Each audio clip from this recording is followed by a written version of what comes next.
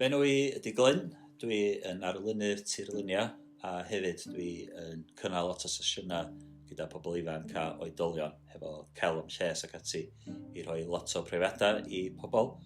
I fi mae'r Celfyddydau yn rhoi lot fawr o cyfleoedd i bobl i mynegu hunan ac i adlewyrchu eisiau bod arni ar hyn o bryd yn eu bywydau.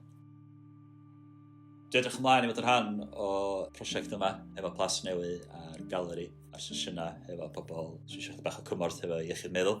O'n i wrth modd camdynau i Plas Newydd i weld yr adeilad symud i newid dros yr oesoedd o fod yn party house lle o'n lot o lliw a lot o hwyl yn perthyn i'r adeilad.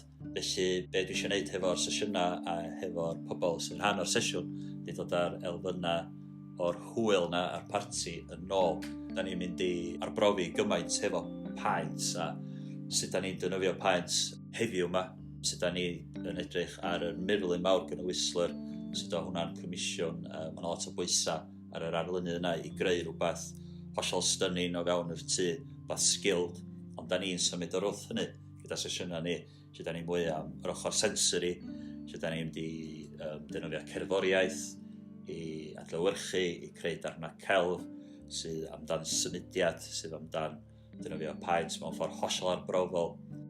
Da ni'n mynd i gychwyn yn yr gerddi, lle da ni'n mynd i edrych ar yr holl blodau sydd yna adag yma o'r flwyddyn. A da ni'n mynd i cael lot o inspiration o'r lliwiau'r blodau'r teimlad yna. A da ni'n mynd i symud ymlaen o'r oes Whistler yn Myrddin yna. Ond da ni'n mynd i creu rhywbeth hollol newydd.